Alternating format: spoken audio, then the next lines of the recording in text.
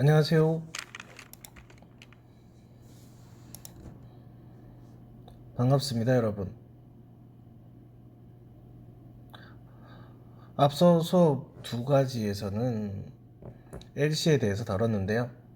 오늘은 문법을 한번 다뤄볼까 합니다. 토익으로 치면 파트 5입니다. 역시나 초보자들을 위한 수업이고요. 문법의 경우는 중급자 이상도 들어도 무관할 것 같습니다. 자, 그러면 수업을 시작하도록 하겠습니다. 이 역시 영어 왕초보 탈출이 목적입니다. 오늘도 한번 외쳐볼까요? You can do it. 자, 시작할게요. 자, 1번입니다. 자, 일단 문제를 한번 접근해 주시기 바랍니다.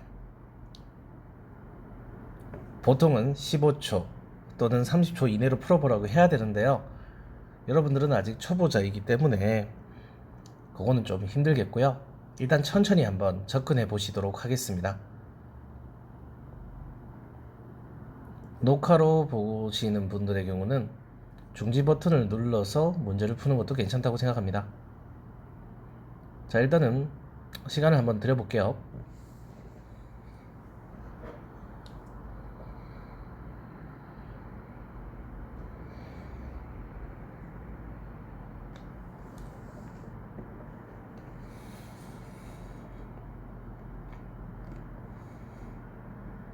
네, 시간이 너무 짧았다고 생각한다면 중지 버튼을 누른 다음 계속 풀다가 푸셔도 되겠습니다. 지금부터요. 그럼 저는 설명을 시작하도록 하겠습니다. 자, 일단 첫 번째 문제치고 좀 짧았는데 특이사항이 있습니다. 바로 that이 있는데요. that은 보통 우리 접속사로 많이 알려져 있어요.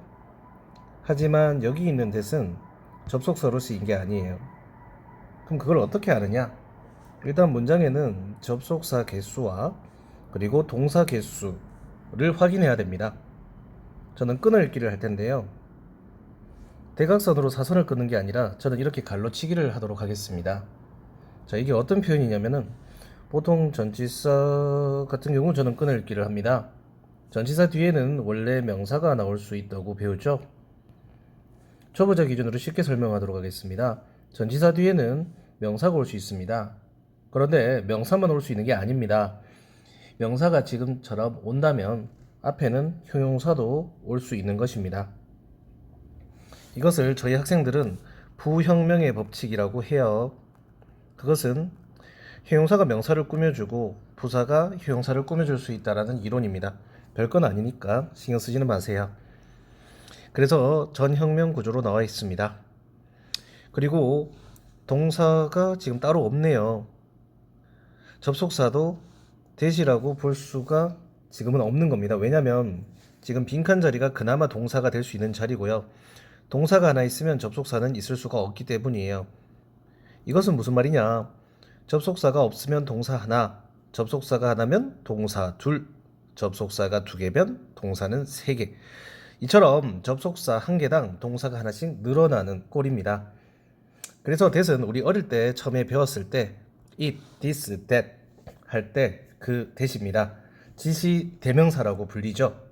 그런데 지금처럼 쓰이는 경우는 지시 형용사라고 보일 수도 있어요.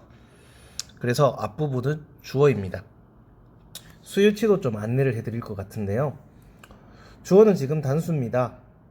그러면 동사도 단수가 되어야 된다는 겁니다. 수일치. 그런데요, 배우셨을 거예요.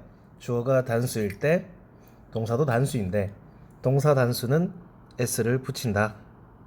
물론 이와 같은 원리는 아니지만 우리 비동사 종류에서 is, was가 단수인 건 아실 겁니다.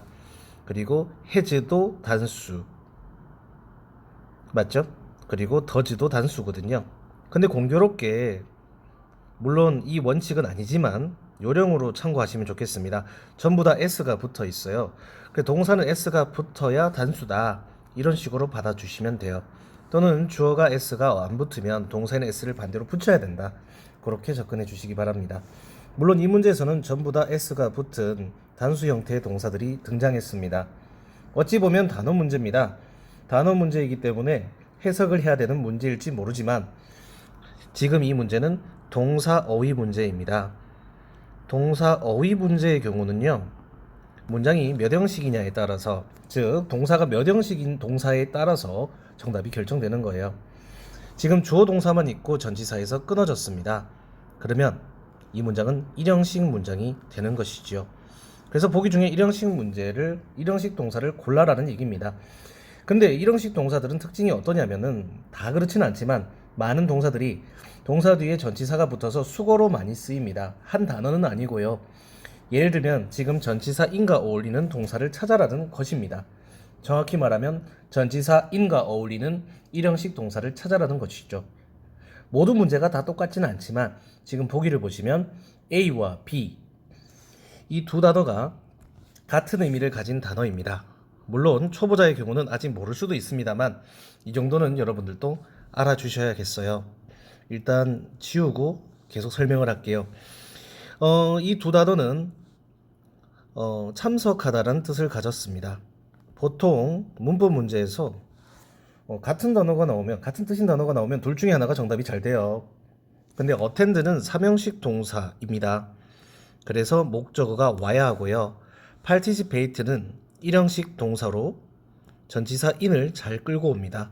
participate in. 저희 학생이라면 1형식 동사 중에 participate in을 많이 들어보게 될 거예요. 여기서 주의할 점은 participate까지가 동사고 in은 끊어지는 부분이지만 수거로 그냥 participate in이라고 씁니다. 참고해 주시기 바랍니다. 자, 그러면 register과 apply도 얘기를 해보도록 하겠습니다. 둘 다 1형식 동사라서 얘도 participate처럼 전치사를 끌고 옵니다. 자, register는 어떤 전치사랑 어울릴까요? 한번 생각해 보세요. 지금은 제가 바로 얘기할 텐데요. 생각하고 싶은 분들은 잠깐 중지 버튼을 누르시고 생각을 한번 해보시기 바랍니다. 네, 중지. 네, 그럼 얘기하겠습니다. register는 register for, apply는요? 한번 생각해 보세요. 중지. 자, 그럼 얘기하겠습니다. apply는 for랑 to가 올 수 있는 동사지요. 이렇게 1형식 동사는 전치사를 가지고 와서 수거를 많이 이루니까 짝꿍이 되는 그런 전치사 표현을 외우시는 게 좋겠습니다. 그래서 in과 어울리는 B번이 정답이 되겠습니다. 네, 이런 식으로 수업을 진행하도록 할 거예요. 네, 어떻게 보면은 쉽게 느껴질 수도 있고요. 어떻게 보면은 그래도 어렵다 라고 생각할 수도 있습니다.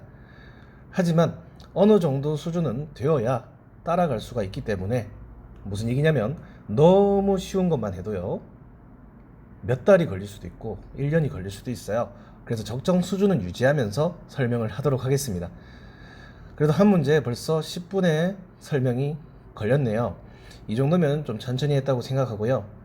늘 얘기하는 거지만 초보자 말고는 좀 지루한 수업이 될 수도 있습니다. 그래서 초보자분 위주로 들어주셨으면 좋겠어요. 일단 1번 문제 풀이를 올렸고요. 2번, 3번, 4번 문제도 조만간 올리도록 하겠습니다. 시간이 남에 따라서 몇 문제를 올릴지는 아직 정해져 있지는 않지만 주기적으로 빠른 시일 내에 설명을 올리도록 하겠습니다. 1번 설명 마치겠습니다.